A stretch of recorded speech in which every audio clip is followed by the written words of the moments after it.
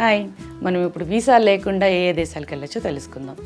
చాలామంది వేరే దేశానికి వెళ్ళాలంటే ఫస్ట్ భయపడేది వీసా గురించి. దానికి ప్రాసెసింగ్ చాలా టైం తీసుకుంటుంది, చాలా డాక్యుమెంటేషన్ ఉంటుంది, ఇలాంటి వాటి గురించి భయపడతారు. కానీ వీసా లేకుండా వెళ్ళే ప్లేసెస్ గురించి, ఆ దేశాలు ఏమేంటో నేను చెప్తాను. మనం నేపాల్, భూటాన్, మాల్దీవ్స్ అండ్ మారిషస్ వీటన్నిటికీ వీసా లేకుండా వెళ్ళొచ్చు. అవి కాకుండా మనకి ఈ వీసాస్ అని కొన్ని ఉంటాయి, కొన్ని దేశాలు ఆఫర్ చేస్తున్నాయి. అవి మనకి ఆన్లైన్లో ఈ వీసా అంటే జస్ట్ ఆన్లైన్లో అప్లై చేసుకోవడం. జస్ట్ మీ పాస్పోర్ట్ డీటెయిల్స్ అన్నీ ఫిల్ చేసి అప్లై చేసి దానికి ఎంత మనీ అడుగుతారో వాళ్ళు అక్కడ ఆన్లైన్లో పే చేస్తే మనకి 2 డేస్లో మనకి వీసా వచ్చేస్తుంది. అలాగే కొన్ని ఆన్ అరైవల్ వీసాలు ఉంటాయి. ఇదేంటంటే మనం అక్కడికి వెళ్ళిన తర్వాత ఫ్లైట్ దిగిన తర్వాత ఎయిర్పోర్ట్లో తీసుకునే వీసా. సో ఈ వీసాలు, ఈ ఆన్ అరైవల్ వీసాలు ఏ ఏ దేశాలు ఆఫర్ చేస్తున్నాయి అంటే, ఈ వీసా ఆఫర్ చేసే దేశాల్లో Sri Lanka, Myanmar, Bahrain, Georgia, Kenya, Moldova, Zambia, Zimbabwe.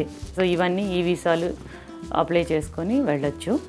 అలాగే ఆన్ అరైవల్లో Bolivia, Cambodia, Ethiopia, Guyana, Indonesia, Jordan, Laos, Uganda, Rwanda, Madagascar, ఈ దేశాలన్నీ మనం అక్కడికి వెళ్ళిన తర్వాత వీసా తీసుకునే ఆన్ అరైవల్ ఆఫర్ చేసిన దేశాలు. సరే, మనం ఇప్పుడు ఫ్లైట్ టికెట్స్ ఎలా బుక్ చేసుకోవాలి, ఎకనామికల్గా ఎలా బుక్ చేసుకోవాలి, దాని ట్రిక్స్ ఏంటో తెలుసుకుందాం. ఫస్ట్ ఎప్పుడైనా ట్రిప్ ప్లాన్ చేసుకునేటప్పుడు అట్లీస్ట్ 2 months అడ్వాన్స్గా ప్లాన్ చేసుకోండి. టికెట్స్ కూడా ఆ టైంలోనే బుక్ చేసుకుంటే మనకి చాలా తక్కువ ప్రైస్కి దొరుకుతాయి.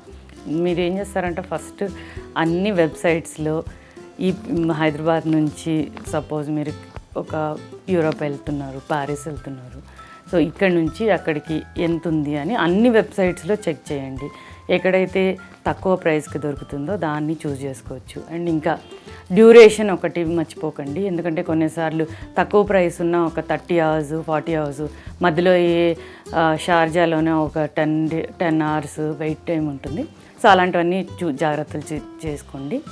ఆ తర్వాత రీఫండబుల్, నాన్ రీఫండబుల్ ఒకసారి చూసుకోండి. ఎందుకంటే నాన్ రీఫండబుల్ కొంచెం తక్కువ ప్రైస్లో దొరికినా మనం ఏదైనా ట్రిప్ క్యాన్సిల్ అయిపోయి దాన్ని క్యాన్సిల్ చేసుకుంటే మనకి డబ్బులు వెనక్కి రావు. సో రీఫండబుల్ బుక్ చేసుకోవడం ఎప్పుడూ మంచిది.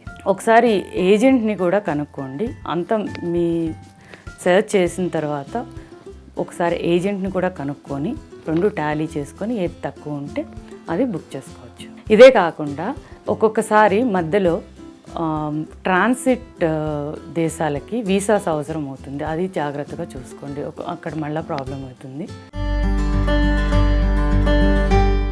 మనం ట్రిప్ ఎలా ప్లాన్ చేసుకోవాలో చూద్దాం.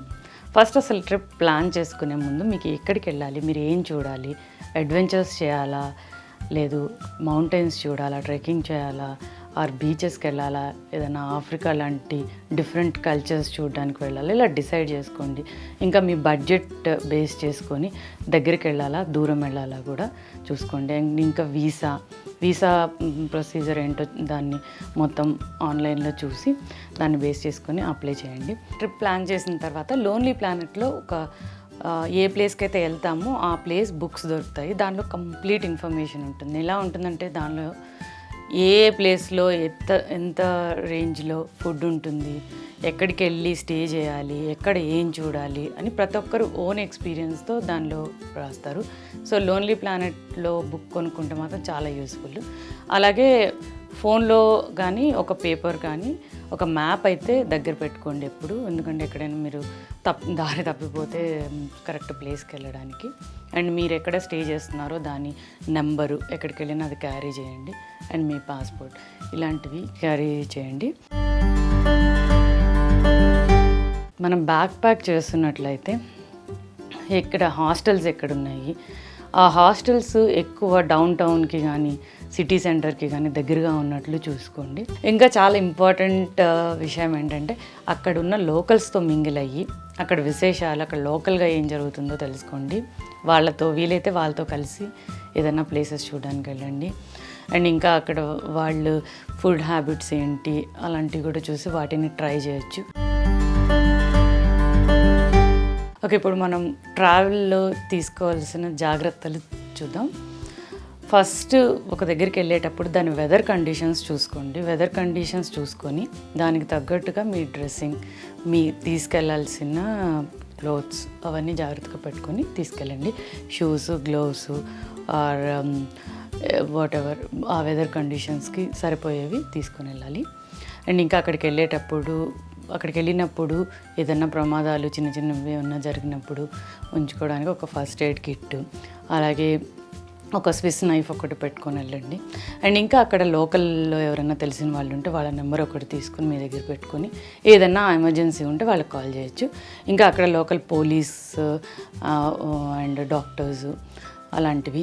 అండ్ ఇంకొకటి మర్చిపోకుండా ఒక ఇన్సూరెన్స్ ఉంటుంది, ట్రావెల్ ఇన్సూరెన్స్, అది కంపల్సరీ చేయించుకోవాలి. అక్కడికి వెళ్ళిన తర్వాత ఏదైనా ప్రాబ్లం వస్తే డైరెక్ట్గా కొన్ని హాస్పిటల్స్ డైరెక్ట్గా జాయిన్ కూడా చేసుకోరు, ఇన్సూరెన్స్ తప్పనిసరిగా ఉండాలి. అండ్ ఇంకా వెళ్ళే ముందు అక్కడ ఏమైనా గొడవలు జరుగుతున్నాయా, అక్కడ ఏమన్నా చూడాల్సిన ప్లేసెస్ క్లోజ్ చేసేసారా, ఇప్పుడు అలౌ చేయట్లేదా, అలాంటివి కనుక్కొని మీ ఫ్రెండ్స్ ఉంటే ఫ్రెండ్స్ని ఆర్ ఆన్లైన్లో ఇన్ఫర్మేషన్ ఉంటే ఆన్లైన్లో తెలుసుకొని వెళ్ళండి. సో ఇలాంటివన్నీ చెక్ చేసుకొని అక్కడికి వెళ్ళి కరెక్ట్గా ప్లాన్ చేసుకొని అక్కడికి వెళ్ళి కావాల్సిన ప్లేసెస్ అన్నీ తక్కువ ఖర్చుతో చూసేసి తిరిగి రావచ్చు.